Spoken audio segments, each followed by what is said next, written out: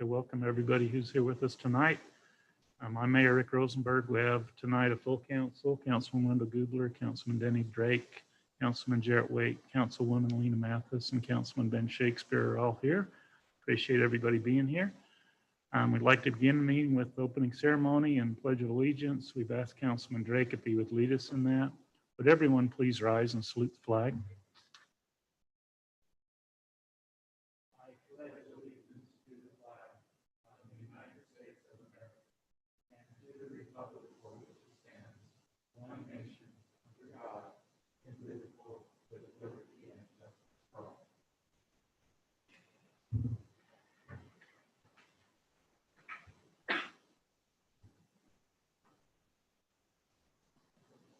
Our Father in heaven, as we come before thee this day, we're grateful for the opportunity of living in this great community. We're thankful for the good citizens which we serve, and we pray that we may remember that that's what we're here to do. We're grateful for the blessings of community and involvement, and we ask that thou will help us to overcome this pandemic and the fear of it, that we may be able to move forward in the future. And this we pray in the name of Jesus Christ. Amen. Thank you, Danny.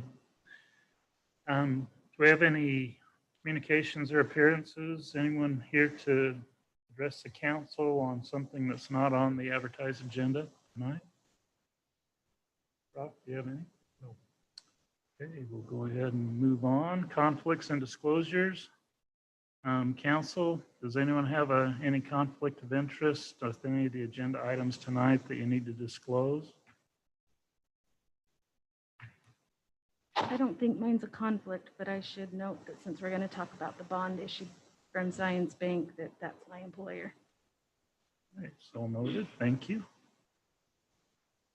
Okay, if there's no others, we'll go ahead and jump down into the working agenda.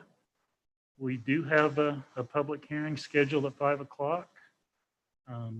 This is a public hearing to receive public input on a lot line abandonment to merge lots 6 and 7 located at 2108 and 2112 Blair Circle in Heights West, Plat A subdivision, and to vacate the public utility easement which runs along the present boundary of both lots. Bob's not here. Brock, is there a presentation to lead into the public hearing for the public? Well, I will jump down to staff report.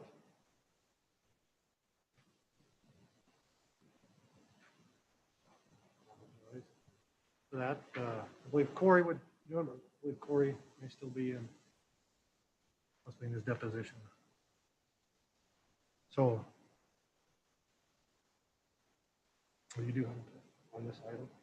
Okay.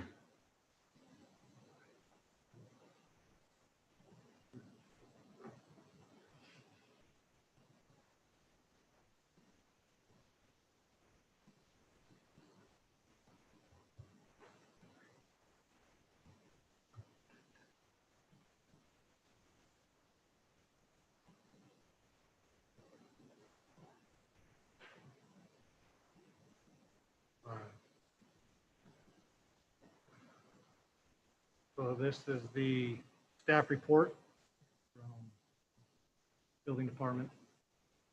You know, the request is the applicant wants to join the 2 lots in the Heights West Plat A subdivision. The resulting combining of the lots will be approximately 24,000 square feet. Where state law allows the planning commission to approve such requests at a public meeting without a public hearing where the applicant owns both lots and seeks to join the 2 contiguous lots. Planning commission heard it on this item on November 12th, 2020. But vacating the easement goes to city council to make that decision.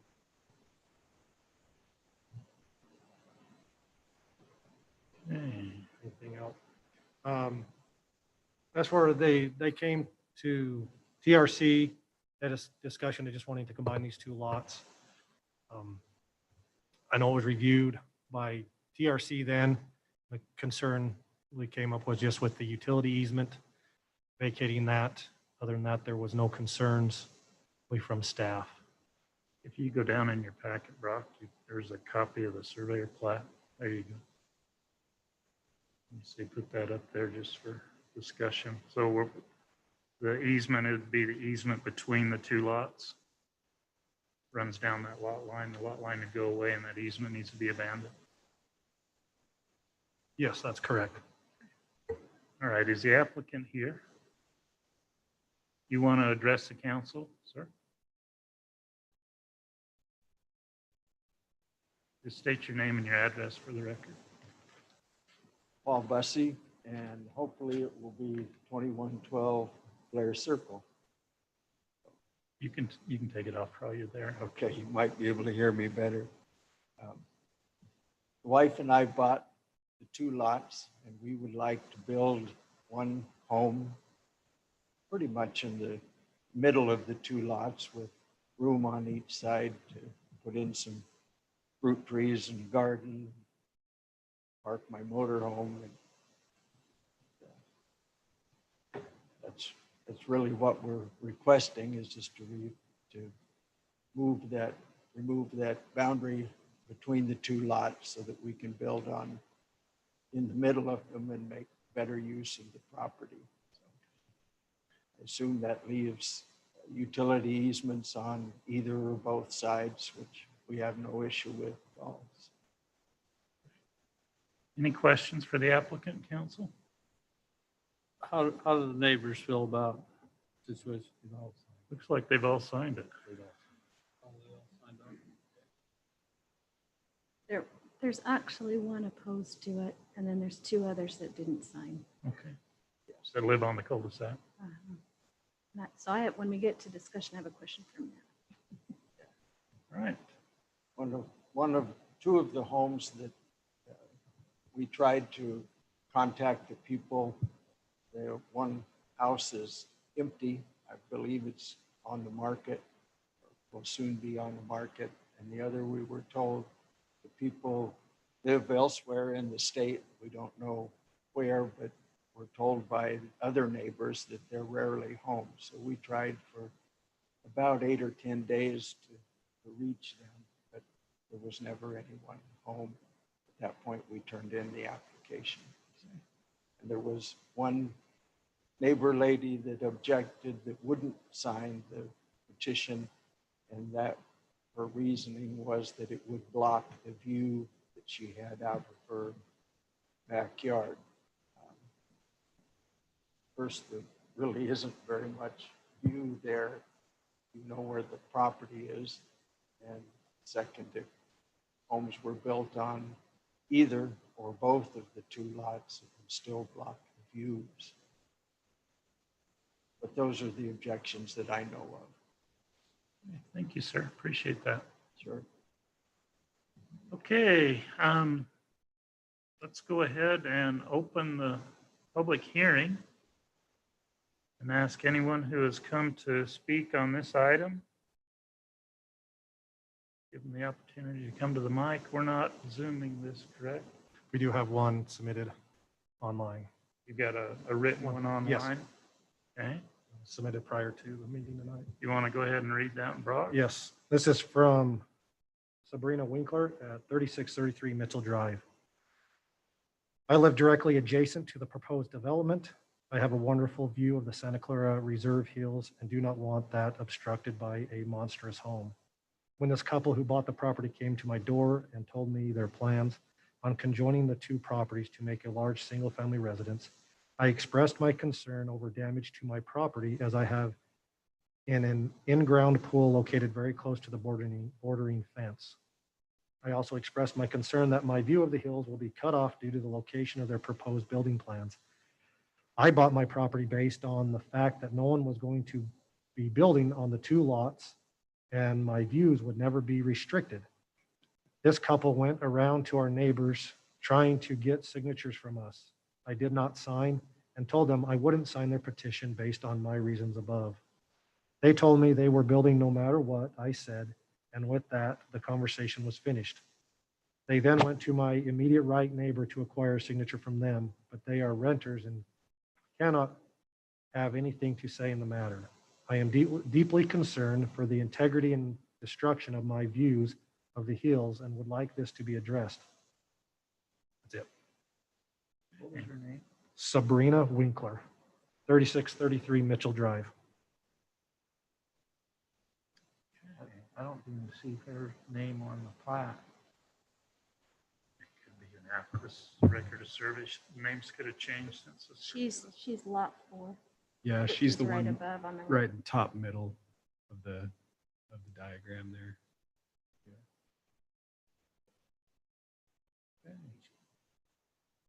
No others, just the one? Just the one. Okay, we'll go ahead and close the public hearing portion. Council, with your permission, I'd like to drop down to item C1 and go ahead and consider a request for the lot merger to combine lot 6 and 7 into one lot and vacate the public utility easement located at 2108 and 2112 Blair Circle in Heights West Plat A subdivision. Paul and Susan Bussey are the applicants, and approve ordinance 2020-17. Again, Bob or Corey aren't here, so you've heard the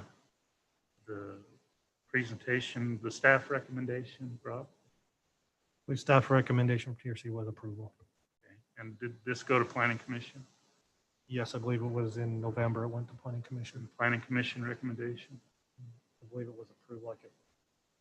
Pulled up ahead it.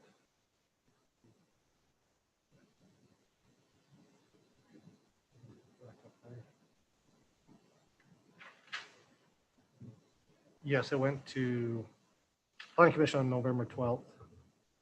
Doesn't state in there what their recommendation was. Or no, the PC approved the lot merger, just with City Council approving the vacating of the. So the lot merger's pretty much been approved by Planning Commission. All right, council discussion. Lena. I don't have any problems with it. I just have a question. Our petition to abandon the lot line in the easement, in there it states that all adjoining property owners, by their execution of the petition, consent to this petition. I know that's not in this case because it's an adjoining lot. It's not required by statute that everyone concurs with it. Is that something we should look to change in our petition? Yeah, it would probably be more correct to change that wording a little bit. Here, I guess I'm not that concerned about it because if they haven't signed to consent, then obviously they haven't consented. So, but it's a good point. We could improve that. Otherwise, I'm fine with it. Okay. Jack, and there's no plans to utilize that easement that we're abandoning in the center of that? Okay. Questions for the staff, council? Any other discussion? Instead of 2 homes, as the adjacent property owner is concerned that there would be no homes built on those lots. To me, the concern isn't to me a valid point, according to what she stated. And I would make a motion to approve the abandonment as recommended by the Planning Commission and by staff. Approve ordinance. And the ordinance 2017. Got a motion by Denny and a second by Wendell to approve the lot merger and the vacation of the easement as presented and approve ordinance 2020-17. Any question on that motion, council? This is an ordinance. Roll call vote. Wendell? Aye. Denny? Aye. Jarrett? Aye. Lena? Aye. Ben? Aye. Motion passes 5-0. Thank you, Mr. Bussey. Welcome to the neighborhood. Yeah, welcome to the hood.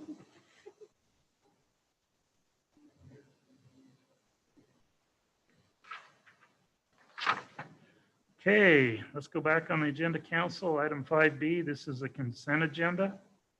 We have on the consent agenda tonight approval of the claims and minutes, the November 18th, 2020 special city council meeting minutes, the December 2nd, 2020 city council work meeting minutes, and the claims through December 9th. Under the calendar, we have a special city council meeting next Wednesday, the 16th. City offices will be closed on January 1st. I'm assuming they'll be closed Christmas Eve and Christmas Day as well. Let the record show Brock nodded yes. Yes. And then January 1st, city office will be closed. Next city council work meeting is January 6th, and we have regular meetings on the 13th and 27th in January. And is the ordinance 2020-18, that's on the consent agenda as well? Okay. Consider approval of ordinance 2020-18. This is an ordinance establishing rules and regulations pertaining to the collection, disposal of residential solid waste produced or generated within the boundaries of the city. And then set public hearings for the hydrant meter rental fee charge for January 13th at 5 p.m. And set a public hearing for the low impact development LID review fee, I'm guessing, Jack? Would be January 13th. You better make that like 5:05. Right, that sounds good. And then council, I don't know if you want to take these all at once. I would like to hear, since his name's on the agenda, the presentation on item 3 of that before we go to a vote. This is the ordinance on the collection and disposal of solid waste. Okay. Back to my here.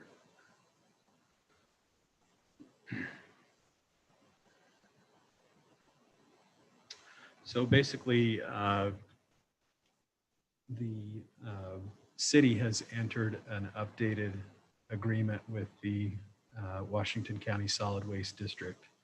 And I know that that everyone's pretty familiar with that relationship. It's been one that's been ongoing for a while. Part of the updated agreement requires us to update our ordinance to reflect the updated rates that have been agreed to for trash pickup and recycling pickup. And so that's the primary purpose of the ordinance that's proposed tonight.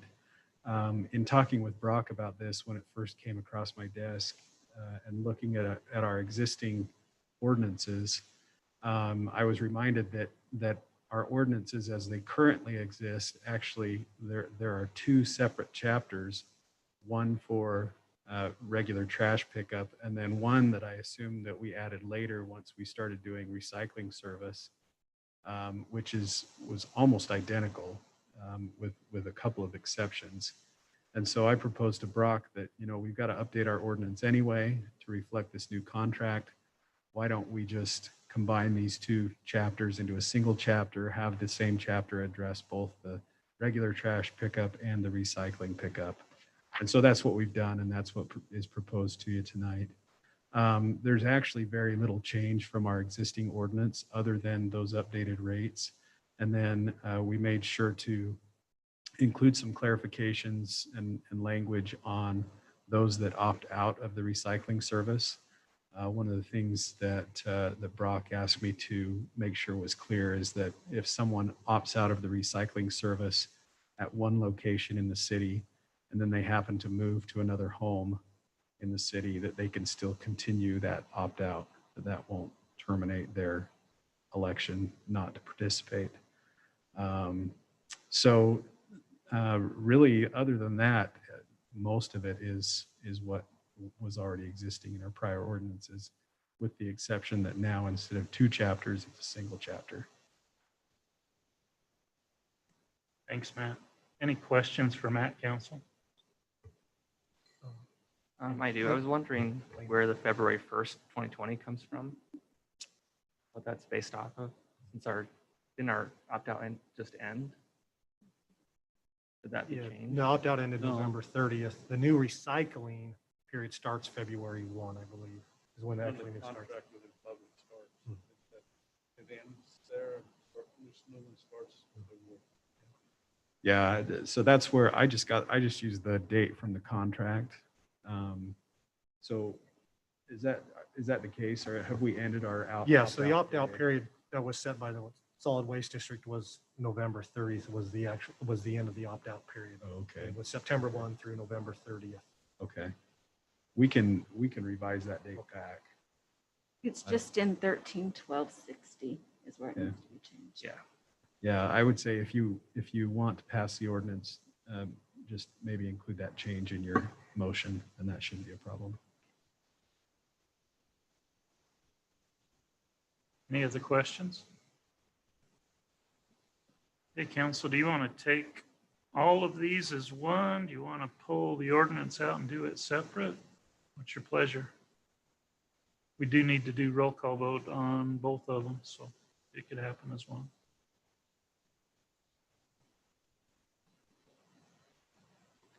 I'll make a motion that we approve the consent agenda as presented, except for on number 3, our approval of ordinance 2020-18, that we revise the date in the section from February 1st to the actual date of November 30th of this year. Second. Got a motion by Jarrett and a second by Ben to approve the consent agenda with the proposed changes to ordinance 2020-18 regarding the date. Any question on that motion, council? This is a roll call vote. Ben? Aye. Lena? Aye. Jarrett? Aye. Danny? Aye. Wendell? Aye. Ayes have it. It passes unanimously. Thank you, council. Under general business, item C2, we have the presentation of the audit. This is like my favorite meeting of the year. Steve, welcome back, bro. Steve Palmer with Hinton Burdick.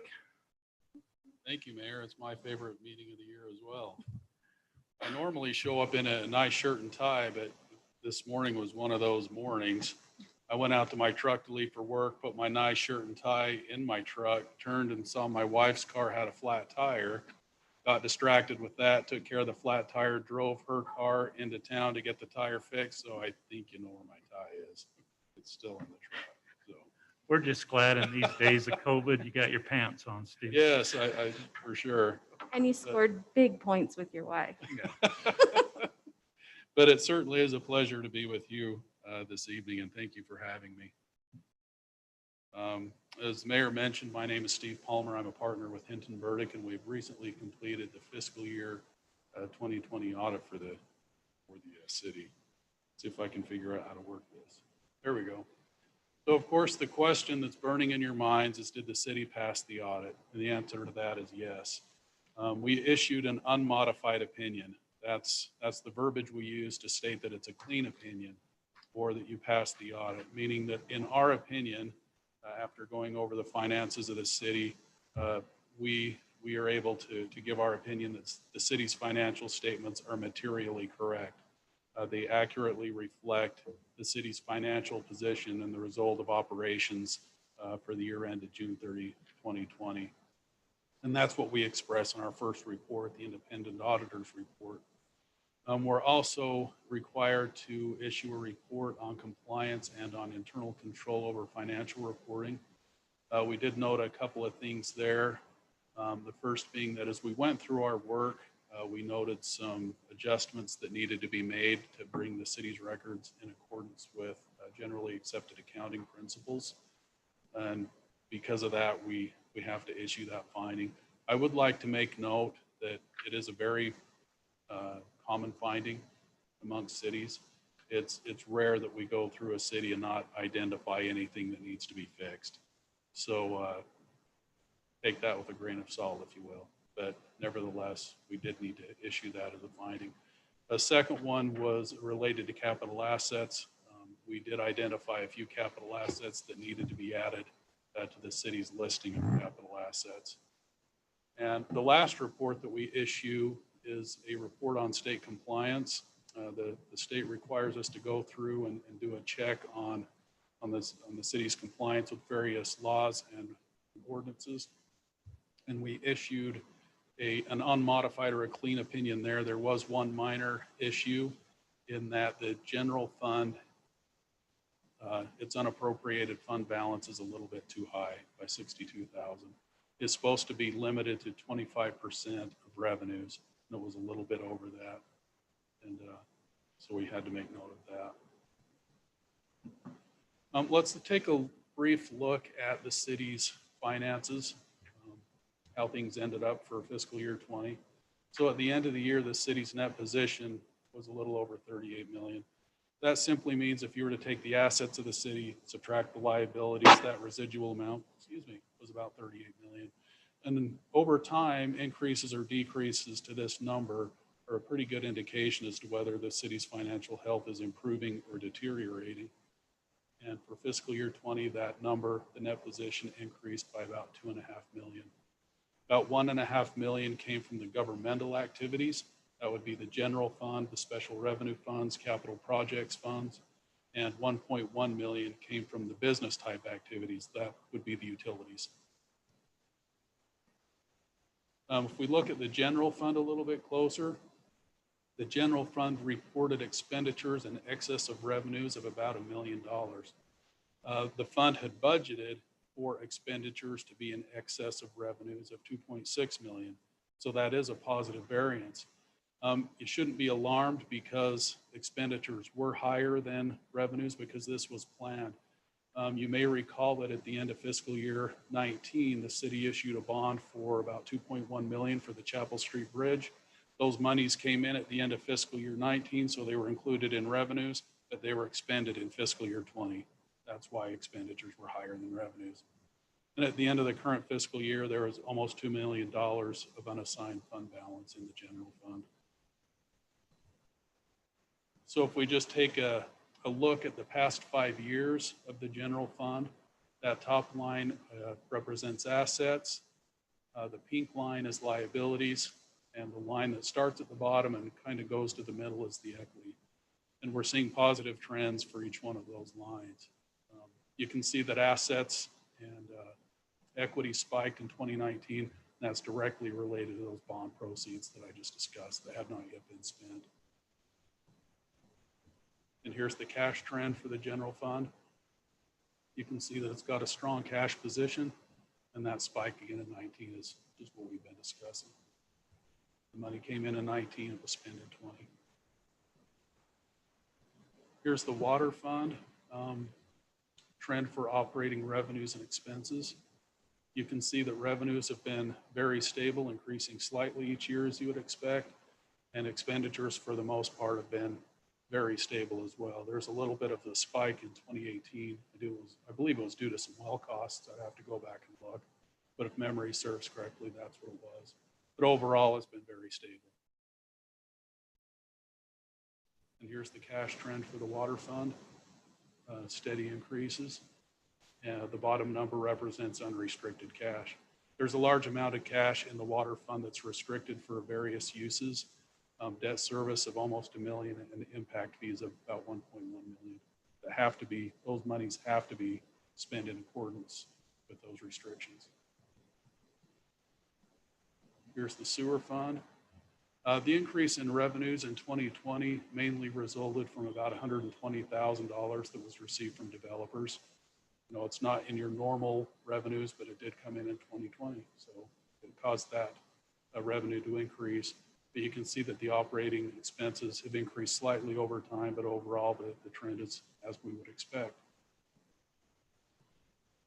And the cash trend for the sewer fund. There's not much restricted cash in the sewer fund. Most of it is unrestricted. It's progressively increased, which is a good trend. Here's the electric fund. The top line is operating revenues, and the bottom line is the operating expenses. The operating revenues went down a little bit, mainly because impact fees decreased a little bit. And in 2019, the city received a pretty significant amount of money from developers to install infrastructure for them. So you can see the revenues and the expenses went up proportionately. that same type of activity didn't occur to the same extent in 2020 that it did in 2019. That's the decrease. It's not from rates or purchases of electricity or anything like that, but more from the activity of developers. And the cash trend for the electric fund, you can see it's been very stable as well. And the stormwater fund. In 2019, a significant amount of money came in from FEMA for those landslide issues. And so you see that spike there, and now it's returned to a more normal level that we would expect to see in 2020. And the cash trend for the stormwater fund. Very stable. Those are the highlights. Admittedly, it's a view from 10,000 feet, if you will, but it provides some good analysis of where the city's been and where the city currently is. And overall, things are looking very well. I'd like to express my thanks to Brock and Debbie. They certainly bore the brunt of the audit.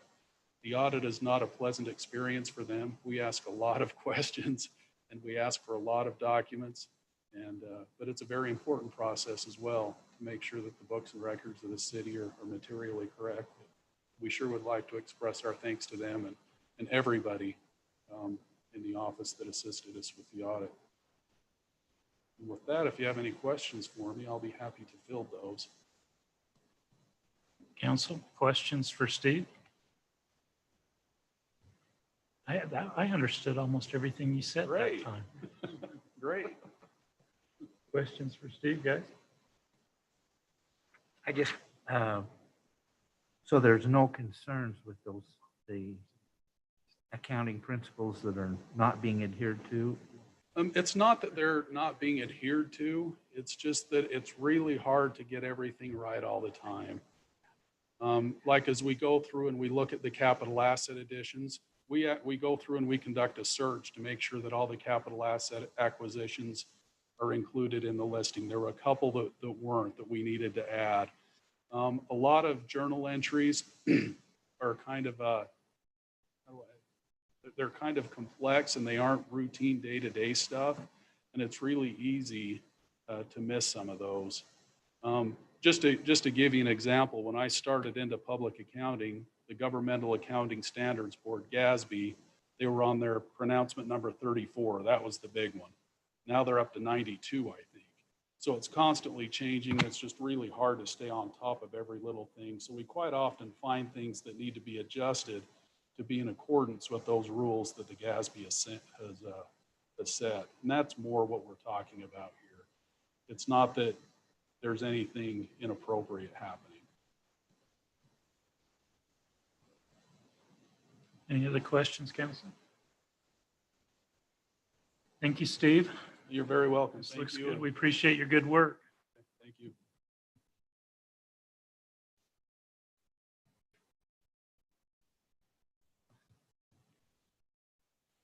Okay, Council, item C3 is consider approval of the 2021 yearly meeting schedule. Chris? This is the yearly schedule that, according to state code, that we need to post. I talked to all the different commissions and there were no changes. The meetings stay the same for council's regular meetings and our planning, our work meetings, planning and zoning commission meetings, heritage commission and economic development commission. All the dates are still the same. So staff's just asking for approval so that I can get that sent off. It has to be posted by January 1st with the Spectrum and on the public notice website. Okay, Council, any questions for Chris on the schedule next year?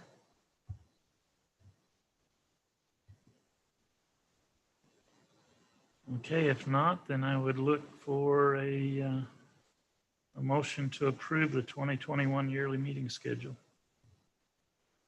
Mayor, I'll make that motion. Second. A motion by Ben and a second by Lena. Any question on the motion? All in favor, say aye. Aye. Any opposed? The ayes have it. Item C4, this is a budget amendment of discussion. Brock? Yes. So I can get this to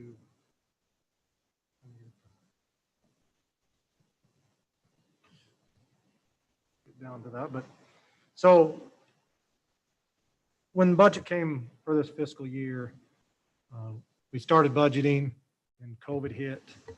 And through that budget process, we pulled majority of extra items out of the budget, anything that wasn't really normal operating expenditure projects, equipment purchases, most all those things, increases for staff, all were pulled out. And so we said we would discuss it after the first quarter and the second quarter, depending on how revenues where we were at. And based on where things have came in at, we have decided to come back to council and discuss some items that we would like to put back into the budget. And so that's what I have here tonight to discuss with you. I wish this thing could go faster. Let's scroll through because the audit's like 80 pages. And for some reason I can't just page down. It's not allowing me just to page down on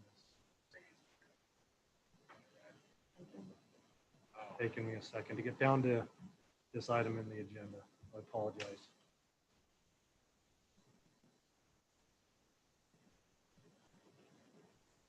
Christelle, you know how to get this out of the black screen on the sides where I could just scroll down?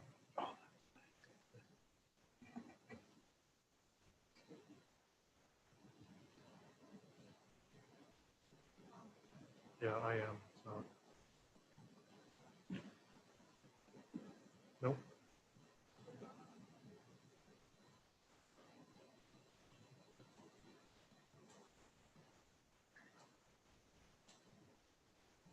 It's page 151.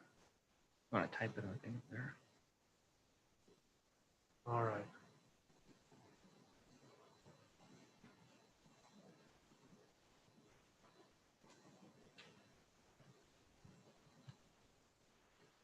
Okay. So as stated, we budget very conservatively going into here fiscal year 21. So we'd like to take a look at some items here. One of the items we'd like to look at is increases, wage increases to staff. Those total increases to staff total would be, so based on a year, be 153,000 with 111,000 going to the general fund and 42,000 to the enterprise funds. We'd also look at additions of equipment and projects. Of those equipment projects, 98,000 in the general fund. That is mainly talking about Rachel Drive Fire Station. Talking about doing the bare necessities that we need to do there. Doing that, and then some impact fee projects, which those some of those at Rachel Drive are impact fee eligible. The enterprise, and also in those project or equipment to purchase is in the Parks Department, a walker mower to replace the current walker mower and a walker mower to replace a grasshopper. Also, we'd like to do the seal coat at Goobler Park and purchase an attachment to one of our current machines for it's a sports field resurfacer for at the ball fields. So that would be, it's roughly 70,000 in the Parks Department of those projects and equipment. So in the general fund, we would like to do those. We also have with the fire department, purchase a dryer, a new dryer, and a gear and a washer that a more commercial grade washer to help with getting the turnouts and everything clean. Also, we need to fix the driveway approaches at Rachel Drive, going into the bays and also into the parking lot. Apparently there's an issue with the larger apparatuses hitting as they go out. So those few items there and installing swamp coolers. There, those total, they're just over $26,000 to do those. Then also at Rachel Drive, these parts are impact fee eligible, would be doing the bare necessity of remodel work to put in sleeping quarters at there, also some paint and carpet. And those, doing that work would be just over $70,000. So those are the things in the general fund that we would like to bring back to council for approval. In the general fund, in the enterprise funds, we need to purchase a new street sweeper. This would be done on a lease. We would be not paying cash for that, but we would be doing it on a lease. And this usually has been done as it's split between an enterprise fund and a general fund. The previous street sweeper was paid 50% from the street department, 50% from the stormwater fund. So we could continue on that way. Nothing in the water department, nothing in the sewer, and then in the electric power fund, would like to purchase a new bucket truck and a dump truck. And then dump truck, not new, but it would be a used one. Our current 18-wheeler, big one, is old, and there's some few safety concerns with it. So Jack and crew would like to get a new one, a more safer. It's one we use to haul, we need to move any of our large pieces of equipment. That's what we pull the trailer with. So I'd like to purchase a new dump truck as well. So there on the screen there, you can see the items that we are requesting. So just a discussion to bring to you. We'll bring it back another time if things are okay to amend the budget, but that's Mayor or Brock, yes. the dump truck's not under power. Oh, sorry. Yeah, that needs to be moved up to water, streets.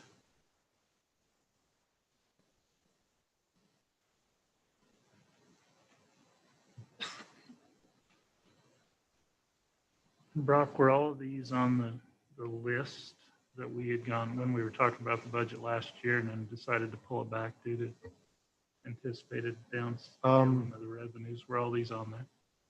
No, I don't believe, not all of them were on the list.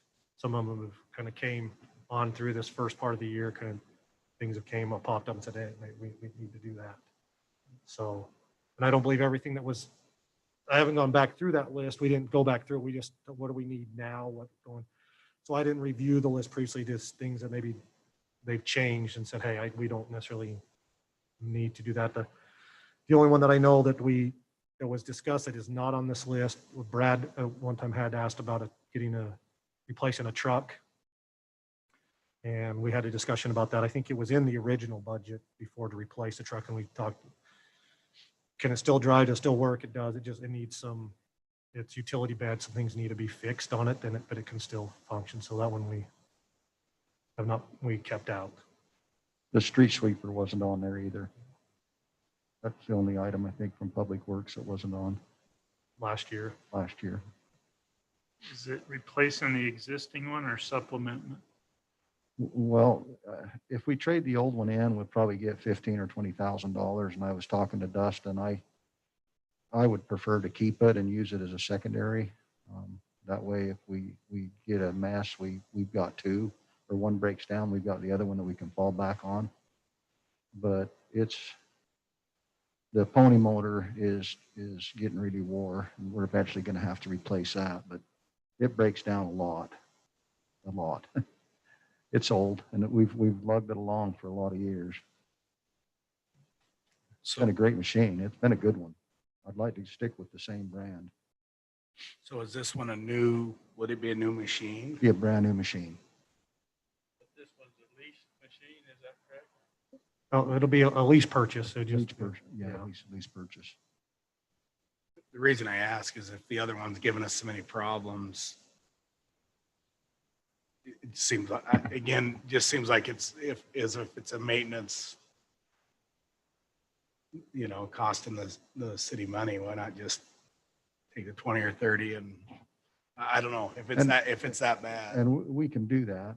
I think we can look at it and see what they offer us, you know, or we can try to sell it ourselves and see if we can get more money than what the company would offer us to take it in trade. It's just nice to have a backup so that if one does break down, we've got one that the guy can still go out and clean the streets.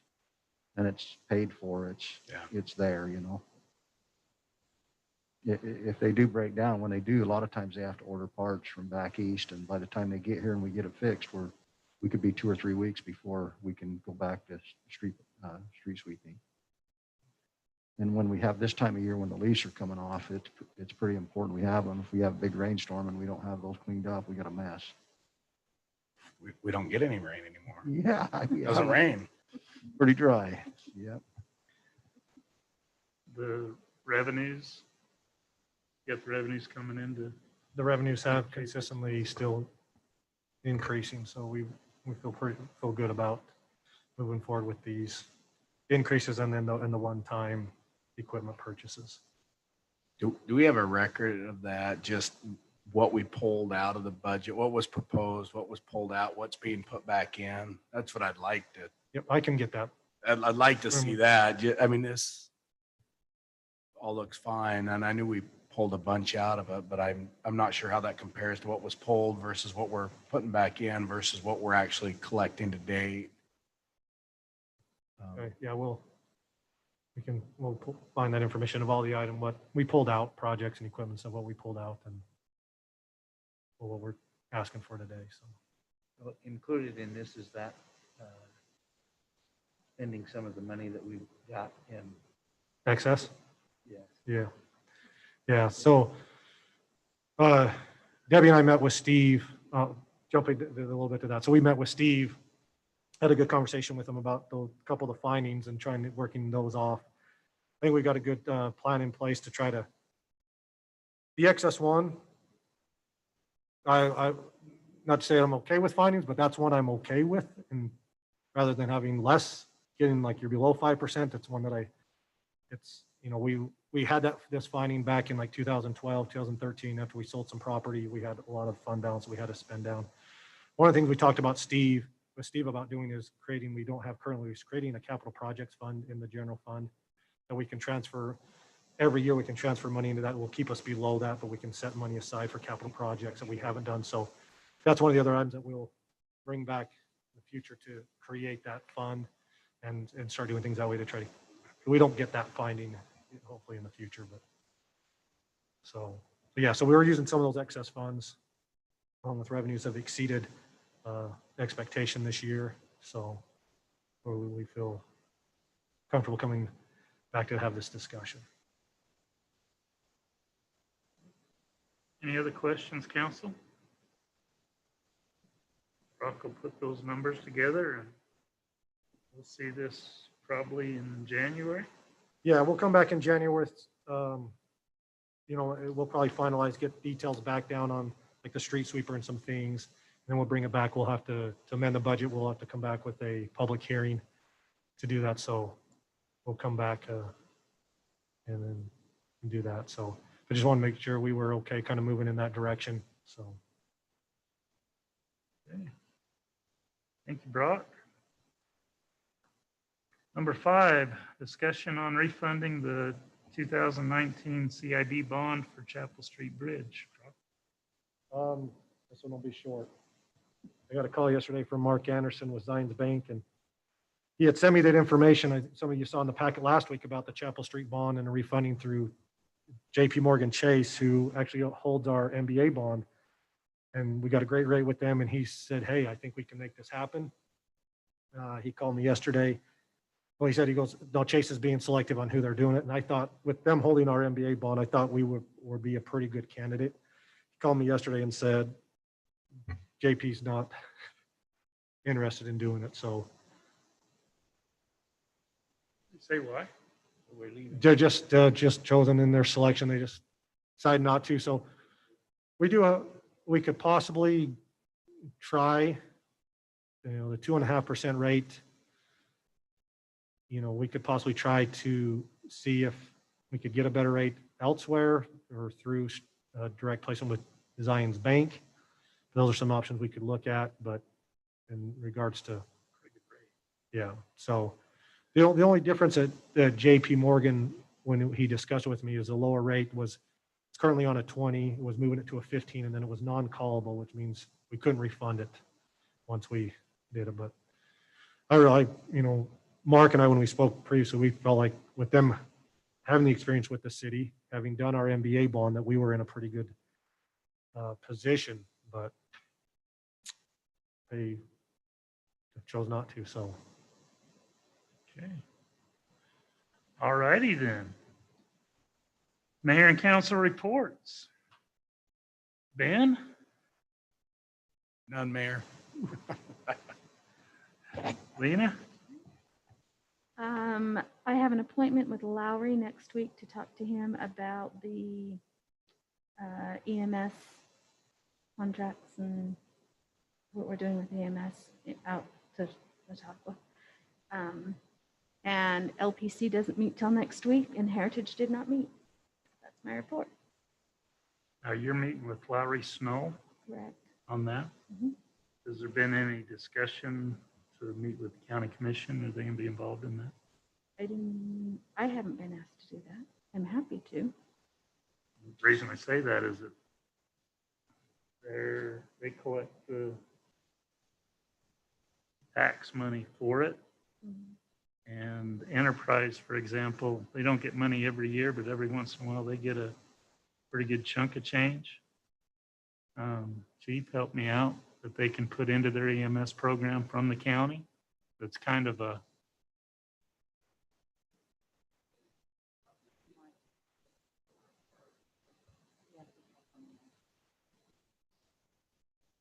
I think it's that same thought with the county we may not get money every year, but we may get money for new apparatus or something when it's needed from the county, since we provide services out in the county.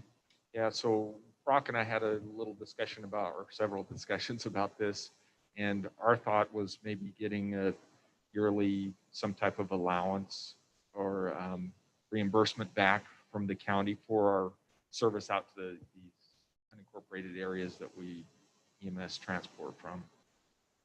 And I would certainly go visit with Dean Fox or somebody to discuss that.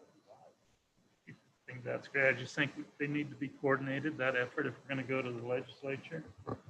Let's make sure that the county commission is aware of what we're doing, especially if we're going to ask them for money too. So if you two, Lena, if you and Denny can kind of coordinate that effort, and Chief's available to assist. Yeah, if you have questions, or I'm available. Did that gal from Zion's that was doing that study for the county? Yeah, I spoke with her over the phone. She had some questions, and we had a couple discussions, answered what she was after. So. Because counties are doing some type of financial analysis as far as the fire, combining the fire district north of us. Yeah. Okay, great. Thank you, Lynn. Anything else? No. Jared? I just want to say I thought the Christmas lunch was really good. Staff did a great job with that. I enjoyed it. And then I do have a mosquito abatement meeting tomorrow. Things are going well in the district. And I have a lot of experience with the capital funds or capital projects fund there. They have the same issue. They always have a little bit too much money. So we have a plan we review every year for projects we want to do and then set money aside. So that'd be great to do here. And then we did meet again.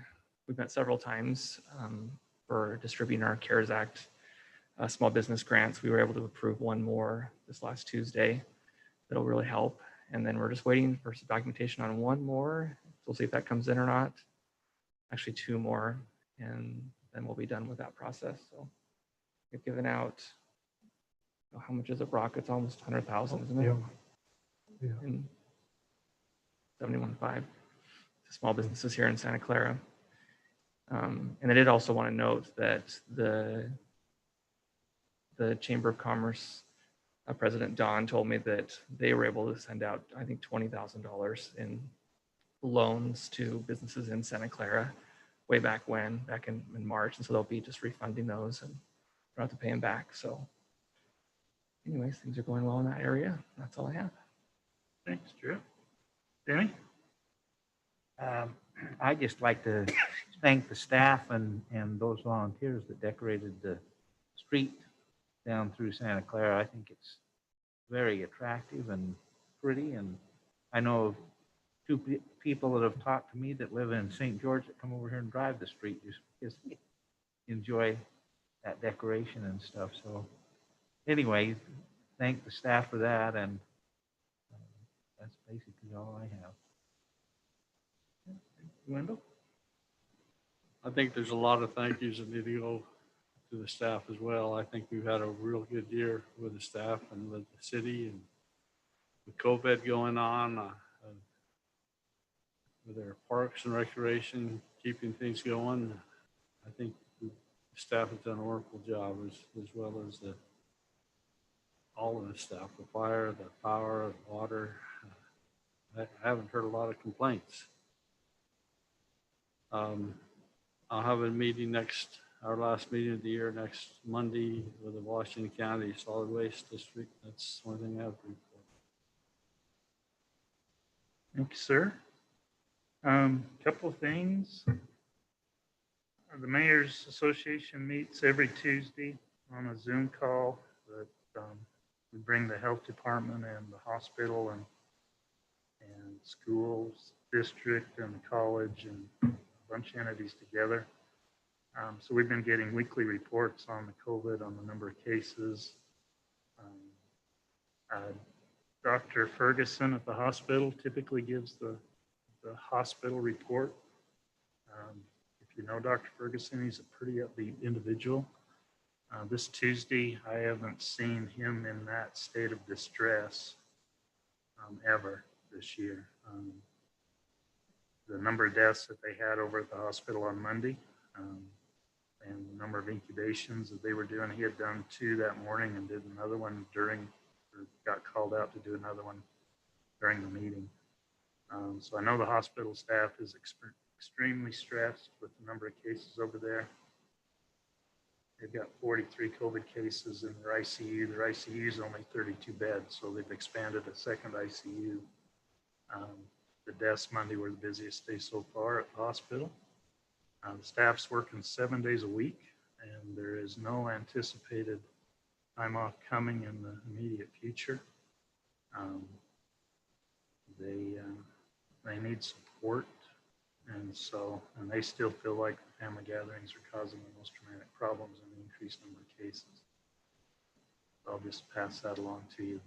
The vaccines are supposed to arrive December 14th, or they're supposed to ship on December 14th. They are coming to Dixie Regional Medical Center to be distributed amongst the healthcare professionals. They'll expect them the first responder vaccines will be here mid-February was the estimate, that they'd be available for first responders. They have accelerated teachers up into some of that first wave as well. So I anticipate it being available to the general public before July of next year. So it's still quite a ways out. But the cases in the school district are staying low. We had 63 students out of 35,000, which is a pretty low percentage with COVID. 45 at the college, but a lot of the college aren't getting tested. College kids just aren't saying no to getting testing. They'll be testing again when they start coming back from Christmas break. So I'll keep you updated on that. Tourists are still strong, 5,500 visitors a day at Zion National Park. This is their slow season. So tourism is still up. And the updated interlocal agreement for the Desert Tortoise is anticipating their take permit decision will be issued mid-January. So that's the extent. This is a 25-year renewal of the agreement that was passed 20-plus years ago on the Desert Tortoise that established the reserve and allowed development to continue on private property in the county. That take permit allows that to happen. We just have to do clearances. Development will have to do clearances on all properties, but they'll be done through the HCP staff. So there'll be some changes. It does propose some fee decreases. It eliminated the $250 an acre that I think is collected at platting. When they file a plat, 15 acres typically paid. I think that's going away next year. And they're going to look at the percentage of the assessed value that they do a building permit, the second part of the fee collection. They're going to evaluate that, and that may come down a little bit. Just based on the funds that they got in reserve right now. So that agreement will come back in January. I forwarded it to Brock and Matt for review. So it'll come for your approval sometime in January. The first meeting in January is when I anticipate. They'd like to get that thing signed by the city prior to the decision document being issued. What's up down south is January 14th. Sounds right. Economic Summit. You'll be getting some information. If you haven't got any information out on it yet, you'll be getting information if you want to attend that. It's going to be a big virtual event. They've got some presentation from the city. Christelle sent a bunch of video of stuff. Christelle, if you would on thinking about it, the video that you had for the party, would you forward that to them?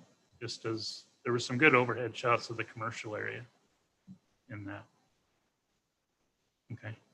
If yeah, some of that, I talked a lot about the new commercial development up by Harmon, so I just wanted some footage of some of that they could include in that.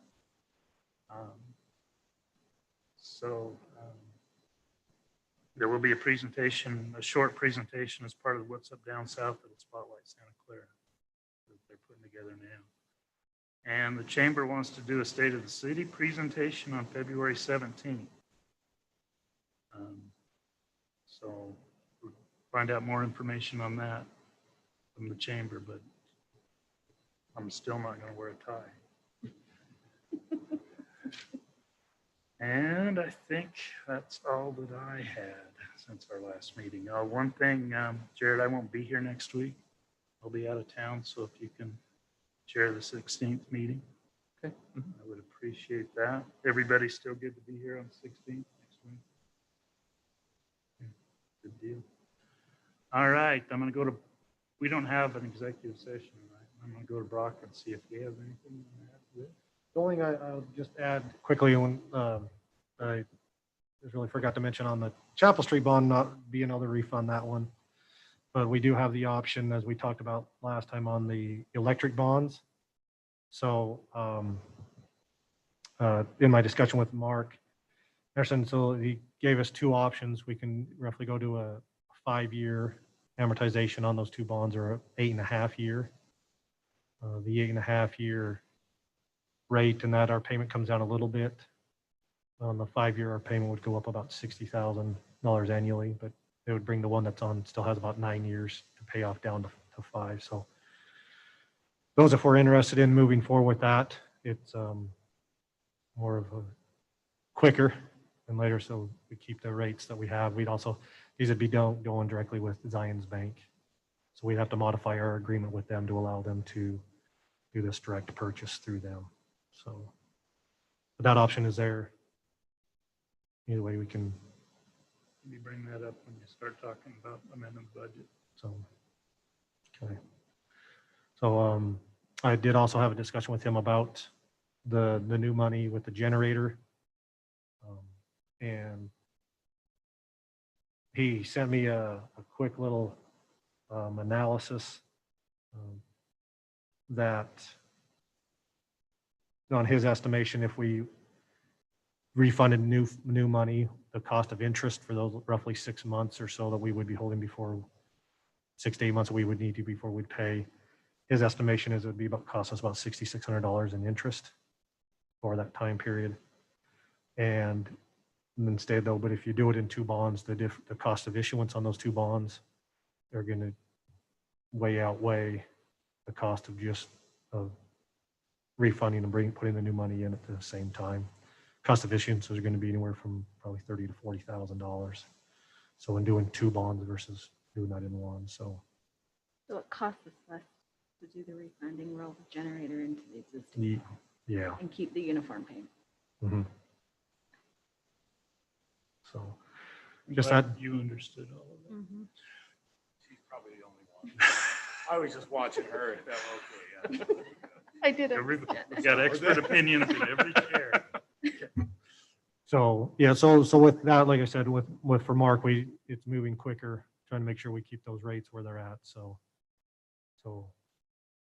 if council, we'll bring it back for discussion, but if council's, we can get the thing started or bring it back for actual full approval. You wanna decide tonight? Want to talk about it some more? Can't decide tonight. So Have to bring it back on. bring it back for the full I audit. would think kind of an overall look at all of that with rates where they are and the fund balance where it's at and the things that are coming in, it might be an opportunity to, we've got some big projects on the horizon with the road and the generator and fire station and just trying to really get an overview of, okay, we've got, what can we pay off? What can we set aside? What do we anticipate coming up? And just try to, is there things we could consolidate, shorten them up with maybe get a better rate, shorten up the time and close those out sooner, anticipating these bigger projects we've got coming up. So again, I don't understand it all.